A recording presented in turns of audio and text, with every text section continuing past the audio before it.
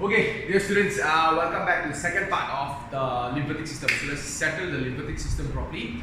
Then we can move on to the next chapter, like guys, which will be the body's immunity and all that. Okay. So now here, lymphatic system, jangan lupa ni, like guys, lymphatic fluid. Lymph fluid originates from the blood. As the blood rushes here, don't forget this. Reminding you, like guys, our last lesson, hydrostatic pressure causes what to seep out, what comes out there, plasma seeps out, then forms interstitial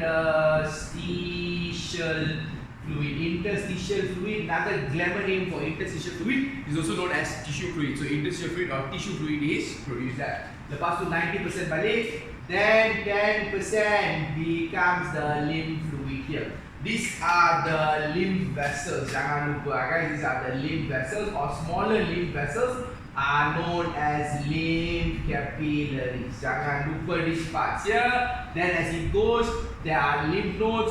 Don't forget, lymph fluid gathers in two places. All the lymph in our body gathers in two places, which is the thoracic duct and the right lymphatic duct. These are the two places the lymph fluid gathers at the ducts. Jangan lupa these parts all as well. Okay, now guys, why we go a little bit fast on this one? We done this the last lesson. Last week's parts all, you check back the previous video there, the previous lesson there, you will understand all these parts. Now next here, the thoracic duct then goes to the left subclavian vein, right subclavian vein, then eventually comes back to the heart. Okay, this is what we did last week, the last lesson there. Now for this week's one, it's just this. I guess I want to just highlight a few of the functions, conclude this part here, then you're done with this chapter. Transport there, blood circulation there, I think you're already done. Okay, you're already finished with that. Now here, body's defense mechanism. How to talk about body's defense mechanism here? When you got lymphatic system, then you got lymph nodes. If you got lymph nodes, then only got lymphocytes. What are lymphocytes? These are white blood cells that produce antibodies. Next chapter, this becomes like very important. You got antibody production because of the lymphocytes. So the lymphocytes produce the antibodies there. So it got no lymph nodes, got no lymphocytes, got no antibody, got no defense. Okay guys, clear on this? So the body's defense depends on the lymphatic system, because the lymphatic system only got lymph nodes. If your lymph nodes are swollen, that means a war is happening in your body. Your lymphocytes already turun padang, fighting with the pathogens, the foreign substances that entered your body. Okay. Second function, balance fluid in the body. So two ways here guys. Excess fluid from here. The 10% saki-baki fluid goes back to the lymphatic system. Then comes back, eventually ends up at the heart. So just imagine if this system doesn't exist. What will happen is your cells will have excessive fluid. When cells got excessive fluid, that's when we say got edema. Edema here is when got a lot of excessive fluid here. So let's just say guys, look at this part here. The lymph vessels not formed properly. Cacat like that. Okay, cacat in that way lah, deformed in that way lah guys. So not formed properly here. So what happens is this fluid cannot go back to the blood. The fluid cannot go back to the blood. The fluid from body cannot go to blood there. That's when a person has got edema. So in a way, the lymphatic system is to carry whatever saki-baki balance fluid in body back to the heart, back to the blood circulatory system there. So that is one function of the lymphatic system there. Okay. Then next, transport fat soluble nutrients. What is fat soluble nutrients?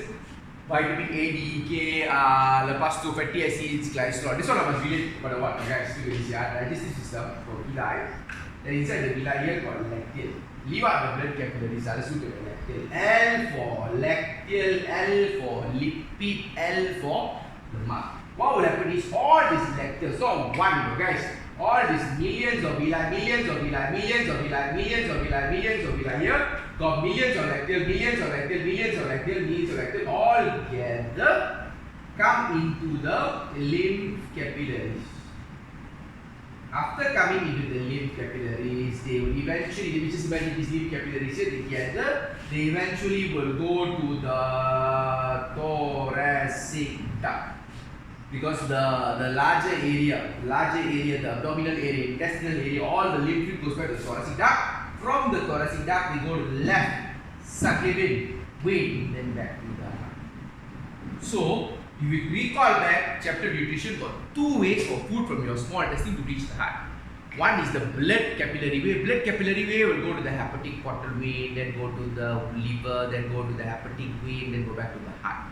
This one we're not bothered about the blood one, we're bothered about the fat soluble nutrients. What are the fat soluble nutrients here? The fatty acids, glycerol, vitamin A, D, E, K, all gonna absorb already, right? All gets absorbed here already. So must go through this way, lymph capillaries, thoracic duct, left subclavian back to the heart. So another function of the lymphatic system then is to transport fat soluble nutrients. So if you got no lymphatic system, you cannot transport fat soluble nutrients back to the heart. If you got no lymphatic system, your fluid balance in your body will vary. Why? Because the excess interstitial fluid, the fluid that surrounds your cell, cannot come back to the heart then. Third function there, body's defense. How you relate about the body's defense? When got lymphatic system, got lymph nodes. When got lymph nodes, body's defense.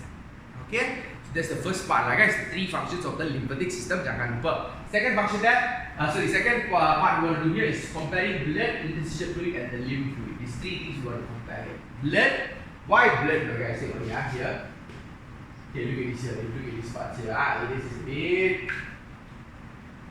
Okay, now if I ask you this guys, what's fluid P, Q and R? You will answer Q, interstitial fluid, P will be lymph fluid because it's inside the lymph capillaries, maka adalah lymph fluid. This one is not plasma, it's blood lah. Part of the blood, the plasma only comes out, the blood never comes out. The red blood cells, white blood cells, don't speak about that. Only the plasma comes out, so this is. So you want to compare these three fluids, the blood, the interstitial fluid and the lymph fluid. You want to compare.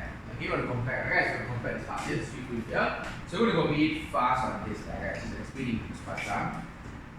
Erythrocytes is red blood cells. So whether you'll be familiar with the term, because red blood cells in the blood, memang got erythrocytes. Interstitial fluid don't have, because the red blood cells won't come out. So memang don't have. Lymph fluid also. Okay, then presence of plasma protein. What is plasma protein? The previous part, that means before the lymphatic system, where we learn about the blood clotting mechanism. Got prothrombin, got fibrinogen. Fibrinogen are examples of plasma protein. So in the blood, we have plasma protein. But in the interstitial fluid, plasma protein got no reason to come out. They're too big. They cannot squeeze through at the end of the artery or in between the artery capillaries, they don't come out. Only small substances only can pass through. Plasma protein does not come out. So here also. Nutrients of course present. Here also present. Here more fat soluble nutrients. Why more fat soluble nutrients? Because L for lacteal, L for lipid, L for lemak, L for lymphatic system. So the lacteal relate kepada lymphatic system, come back to the blood, then only go back to the heart. So but the lymphatic system carries all the fat soluble nutrients. Okay, boleh ya? So the nutrients that are dissolved, like guys, like fatty acids, glycerol, vitamin A, D, K, vitamin B, C, amino acids, glucose, can be present in the interstitial fluid as well. Leukocyte is white blood cells. Here definitely. Here yes. More lymphocytes. Why more lymphocytes? Because got lymph nodes. You got lymph nodes, maka got more lymphocytes. Then interstitial fluid present if necessary. Let's say here got infection. This cell here got infection. So what would happen is your white blood cells sees the infection, gets angry about that, squeezes and comes out here to defend the body. These are called phagocytes. So can be present if got infection. So this is going to go as present. So when I come to the parts, I'll explain a bit more on that. Like guys, how infection, how the phagocytosis process dan sebagainya. But this is the comparison related to the blood, the interstitial fluid and the lymph fluid. Okay, read through a little bit more here. Just tick. If you got questions, then just don't tick. Like guys, explain present, absent, good, and so on. Just explain a bit faster. Okay, diseases related to the lymphatic system got two. Just now, edema. What is edema? You got excess fluid, interstitial fluid. That means you got excess fluid there. The fluid is not cleared. Why not cleared? Maybe we got damage to the lymphatic system. So this 10% cannot go back to the heart. 10% cannot go back to the heart. One more condition is elephantiasis. What is elephantiasis, guys? Called parasites inside here. So this katakan your large lymph vessels for parasites here, one parasite, two parasite, family of parasite, then a whole city of parasite, after city a whole country of parasites. So what happens? The lymph fluid is trying to jalan here, must come back to the blood. Must come back to the blood here, right? Cannot move back. Why? Because the parasite is already blocked here. So the parasite is already blocked. You must understand the lymph vessels are very, very flexible vessel. So when the more and more fluid gather, your lymph vessels will start to expand. When your lymph vessel starts to expand, your leg also starts to expand. So it looks like other parts are normal, but the leg also looks like a big leg like that. So it looks like an elephant's leg. That's why it's called elephantiasis. Sometimes can happen in the face. Katakan the lymph vessel in my face is blocked means, so the lymph fluid cannot jalan. So that's when elephantiasis. Oedema lain. Oedema is this fluid in between your cells. Elephantiasis is when a parasite blocks your lymph vessels. Okay, can I guys clear on this? Hopefully this concludes for you the lymphatic system. Okay, so concludes the lymphatic system. I will also together with this worksheet there, I'll give you a lot of exercise. Please try to finish up all the exercise. I understand. School also you get bombarded a lot now with a lot of work there because you got a lot of catching up to do and everything there. But take your time. I give you the freedom a little bit more, but make sure you eventually finish up your work before you sit for your test. Whatever chapter you need to finish up before your test in August, make sure you're ready for that. Okay, that's all guys. Take care. Have a good week ahead. See you. Bye bye.